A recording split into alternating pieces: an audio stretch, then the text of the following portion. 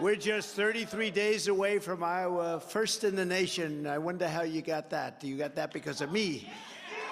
Former President Donald Trump sharpening his closing message to voters in Iowa, mocking his GOP rivals. So we're leading with 51%, while Ron DeSanctimonious is at less than 19 and Haley is at 60. What happened to the Haley surge? You know, there's a surge going on.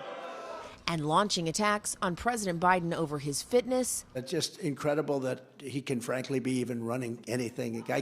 He can't put two sentences together. And his handling of the economy. Families all across America are struggling under the brutal weight of Bidenomics. You know, Bidenomics means a lot of bad things. Trump's rally coming on the heels of what his campaign called a big win in the federal election case against him.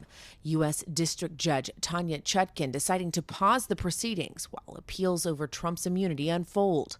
The pause potentially delaying the start of the March 2024 trial, with the Supreme Court also agreeing to expedite consideration of the special counsel's request to rule on the immunity issue. They're fighting like hell because they want to try and get a guilty plea from the Supreme Court of the United States, which I can't imagine because you have presidential immunity.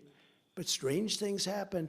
Meanwhile, at a CNN town hall in Des Moines last night, Vivek Ramaswamy repeatedly trying to appeal to Trump's base, even defending his embrace of a January 6th conspiracy theory.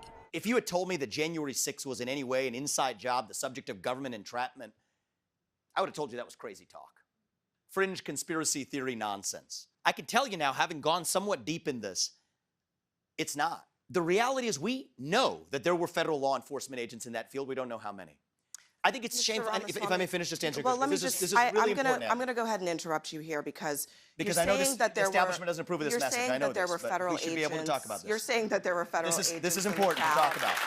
You are saying there were federal agents in the crowd on January 6th. Yep. There is no evidence that there were federal agents in the crowd on January 6th. The Biden-Harris campaign blasting Ramaswamy, saying, quote, his town hall tonight was an exercise in bombastic rhetoric, offering zero solutions to the real issues that Americans demand action on.